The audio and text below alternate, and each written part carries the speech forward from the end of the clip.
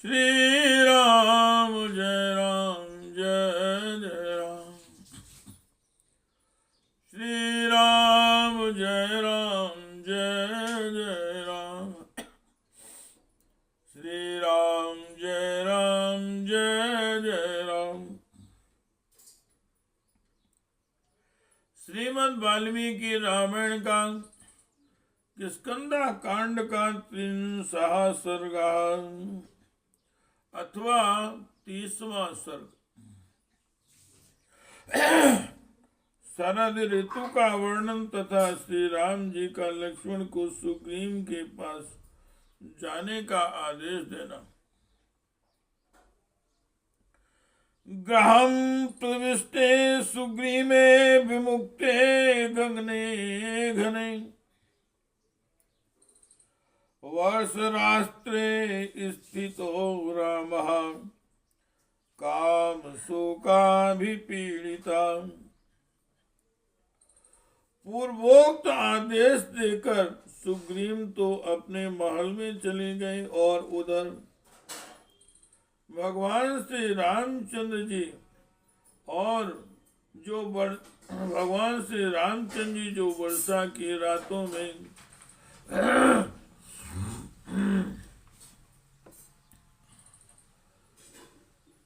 प्रस्थ वनगिरी पर निवास करते थे। आकाश के मेघों से मुक्त एवं निर्मल हो जाने पर सीता जी से मिलने की उत्कंठा लिए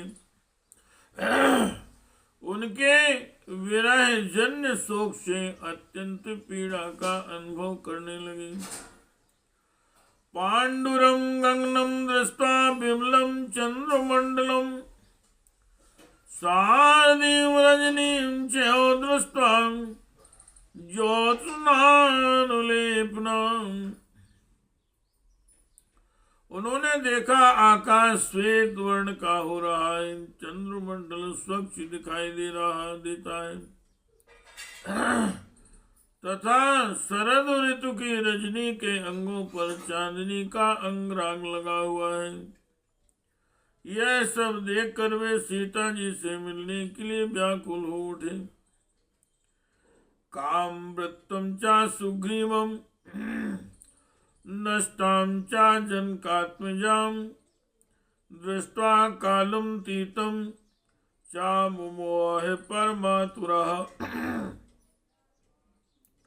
उन्होंने सोचा सुग्रीव काम में आसक्त हो रहा है। श्री राम जय जय राम।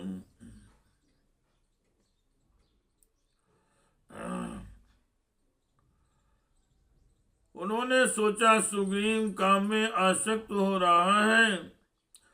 जनक कुमारी सीता जी का अब तक कुछ पता नहीं लगा है एवं रावण पर चढ़ाई करने का समय भी बीता जा रहा है। यह सब देखकर अत्यंत आतुर हुए भगवान श्री राम का हृदय व्याकुल हो उठा। सातु संज्ञामुपागम्य मुहूर्तान् मतिमान् नृपान् महामना स्तामपि वैदेहीं चिंत्यामाशु राघवा। 2 घड़ी के बाद जब उनका मन कुछ स्वस्थ हुआ तब वे बुद्धिमान नरेश श्री रघुनाथ जी अपने मन में बसी हुई विदेह नंदिनी सीता का चिंतन करने लगे। दृष्ट्वा च विमलं व्योम गति बिंदु वलाहकं सरसाराओ संगुष्टम विनिलापान्त्यागिरा। उन्होंने देखा कि आकाश निर्मल है, ना कहीं बिजली की गड़गड़ाहट है, ना मेघों की घटा। वह सब और सरसों की बोली सुनाई देती है। यह सब देखकर वे आर्त वाणी में विलाप करने लगे। आसीना पर्वतस्याग्रे हेम धातु विभूषिते सार्धं गगनं दृष्ट्वा जगाम मनसा प्रिया। सुनहरे रंग की धातुओं से विभूषित पर्वत शिखर पर बैठे हुए श्री रामचंद्र जी शरद काल के स्वच्छ आकाश की ओर दृष्टिपात करके मन ही मन अपनी प्यारी पत्नी सीता जी का ध्यान करने लगे। सारावसन्नादे सारावनादिनी आयास्त्र में रमते बाला शाद में रमते कथम। वे बोले जिसकी बोली सारसों की आवाज के समान मीठी थी तथा जो मेरे आश्रम पर सारसों द्वारा परस्पर एक दूसरे को बुलाने के लिए किए गए मधुर शब्दों से मन बहलाती थी, वह मेरी भोली भाली स्त्री सीता आज किस तरह मनोरंजन करती होगी। पुष्पितांचास्नां दृष्ट्वा कांचनान्यो निर्मलान् कथं सारं ते बालां पश्यन्ति मां पश्यति। सुवर्णमय वृक्षों के समान निर्मल और खिले हुए आसन नामक वृक्षों को देखकर बार बार उन्हें निहारती हुई भोली भाली सीता जब मुझे अपने पास नहीं देखती होगी तब कैसे उनका मन लगता होगा। या पुरा कल हंसा नाम कलेन कल भाषणी बुद्धते चारु सर्वांगी साध में रमते कथम। जिसके सभी अंग मनोहर हैं तथा जो स्वभाव से ही मधुर भाषण करने वाली है वह सीता पहले कलहंसों के मधुर शब्दों से जागा करती थी, किंतु आज वह मेरी प्रिया वहां कैसे प्रसन्न रहती होगी। निस्वनम चक्रवाकानां निशम सहचारिणां पुंडरी विशालाक्षी कथमेशा भविष्यति। जिसके विशाल नेत्र प्रफुल्ल कमल दल के समान शोभा पाते हैं वह मेरी प्रिया जब शांत विरसने वाले चकों की बोली सुनती होगी तब उसकी कैसी दशा हो जाती होगी। सरांसि सरितो वापि कान्नानि वनानि च ताम बिना मृग सावांक्षीम चरन्नादि सुखम लवे। हाय मैं नदी तालाब बावली कानन और वन सब जगह घूमता हूँ परंतु कहीं भी उस मृग शावक नयनी सीता के बिना अब मुझे सुख नहीं मिलता है। अपिताम मद वियोगांच शौकुमार्यच भामिनी सुदूरम पीड़ियेत कामं शरद गुण निरंतरा। कहीं ऐसा तो नहीं होगा कि शरद ऋतु के गुणों से निरंतर वृद्धि को प्राप्त होने वाला काम भावनी सीता को अत्यंत पीड़ित कर दे, क्योंकि ऐसी संभावना के दो कारण हैं। एक तो उसे मेरे वियोग का कष्ट है, दूसरे वह अत्यंत सुकुमारी होने के कारण इस कष्ट को सहन नहीं कर पाती हुई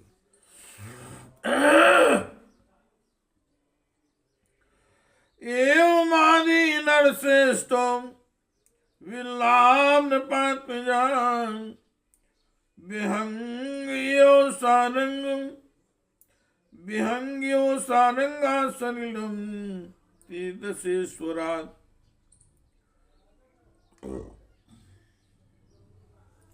इंद्र से पानी की याचना करने वाले प्यासे पपीहे की भांति नरश्रेष्ठ नरेंद्र कुमार श्री राम ने इस तरह की बहुत सी बातें कहकर विलाप किया।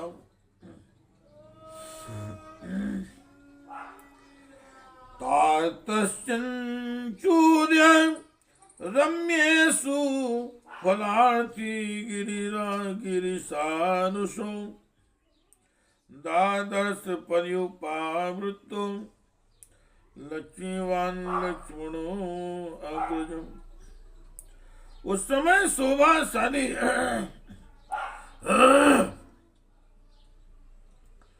लक्ष्मण फल लेने के लिए गए थे।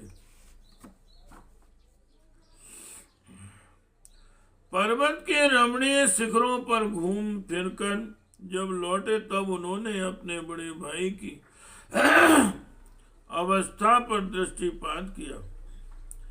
साचिन्त्यान् दुष्टया परीतम विसंज्ञमेकं विजने वनश्वी भ्रातुर्विषादान् त्वरितोऽतिदीनः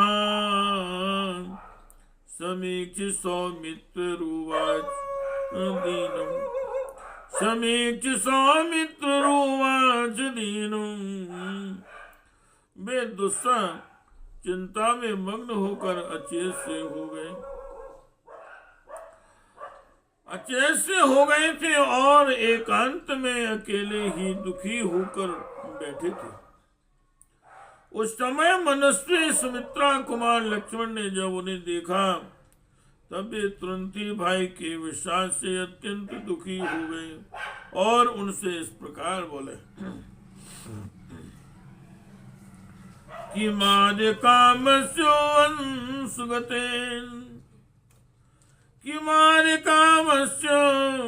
वसंगते किमात्म पौरुष्य परा भवेन् अयं हियान् संह्रियते समाधि किमत्र योगे निवर्ततेन।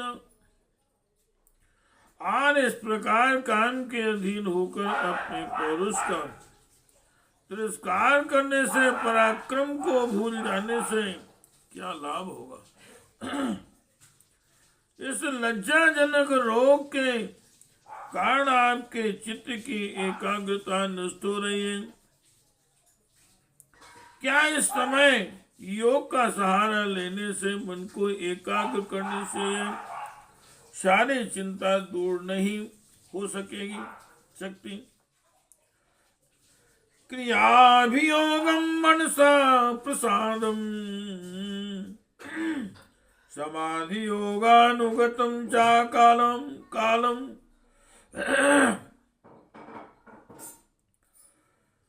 सहाय सामर्थ्यम दीन सत्वा स्वकर्म हेतुम चाकर सुतान।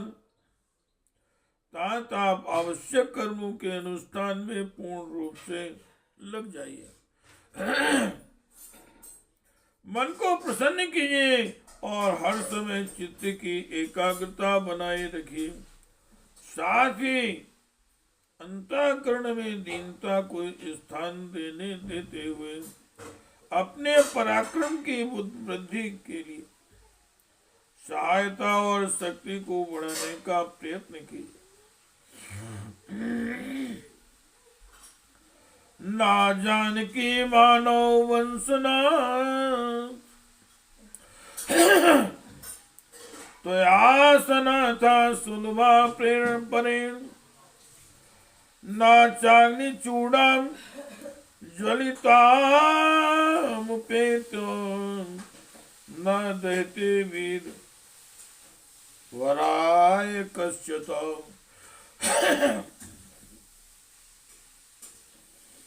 मानव वंश के नाथ तथा श्रेष्ठ पुरुषों के भी पूजनीय वीर रघुनंदन जिनके स्वामी आप हैं, वे जनक नंदिनी सीता किसी भी दूसरे पुरुष के लिए सुलभ नहीं। क्योंकि जलती हुई आग की लपट के पास जाकर कोई भी दग्ध हुए बिना नहीं रह सकता। सालक्षण लक्ष्मणं प्रादेश्यम स्वभावजो वाक्यमुवाच राम हितं चापत्यं च नये प्रसक्तं ससां धर्मात् समाहितं च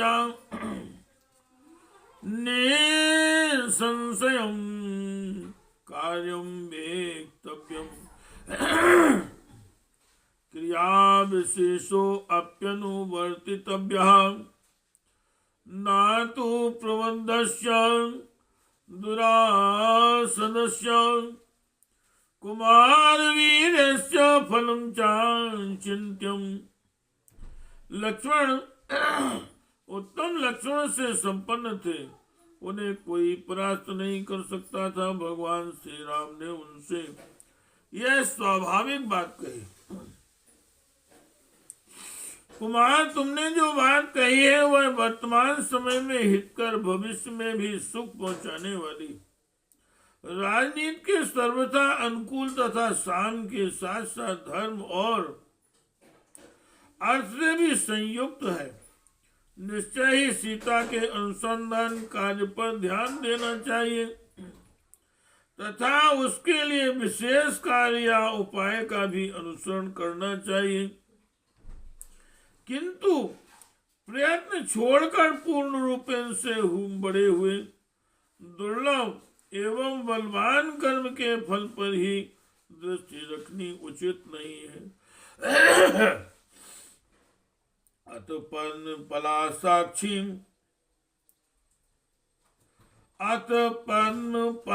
साक्षी मैथिली वन चिंतन उवाच लक्ष्मणं रामो मुखेन परिशुष्यता। तदनंतर प्रफुल्ल कमल दल के समान नेत्र वाली मिथिलेश कुमारी सीता का बार बार चिंतन करते हुए भगवान श्री रामचंद्र जी लक्ष्मण को संबोधित करके सूखे हुए उदास मुंह से बोले, तर्पयित्वा सहस्राक्षा सलिलेन वंशुधरा वंशुधराम निवर्तयित्वां सस्यानि कृतकर्म व्यवस्थिता। हे सुमित्रा नंदन, सहस्त्र नेत्रधारी इंद्र इस पृथ्वी को जल से तृप्त करके यहाँ के अनाजों को पकाकर अब कृतकृत्य हो गए।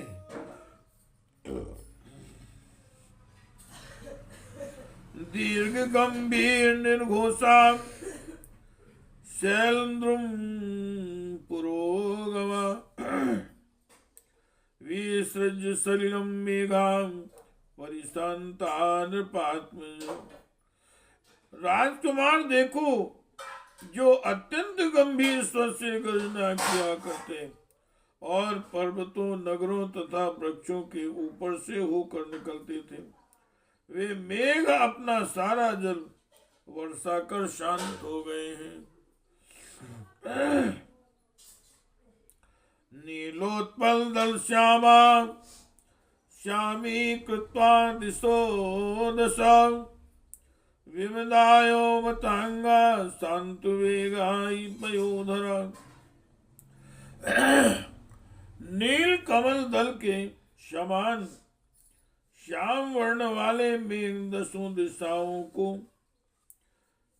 श्याम बनाकर मद रहत गजराजों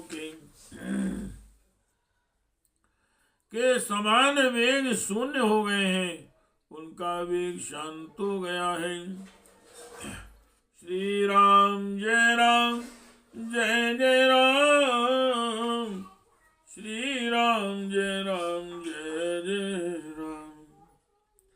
श्री राम जय जय राम, श्री राम जय श्री राम जय जय राम, श्री राम जय जय राम, श्री राम जय जय राम। इतिहास श्रीमद् रामायणी वाल्मीकि आदि काव्य के स्कंदाकांडे त्रिंशः सर्गः।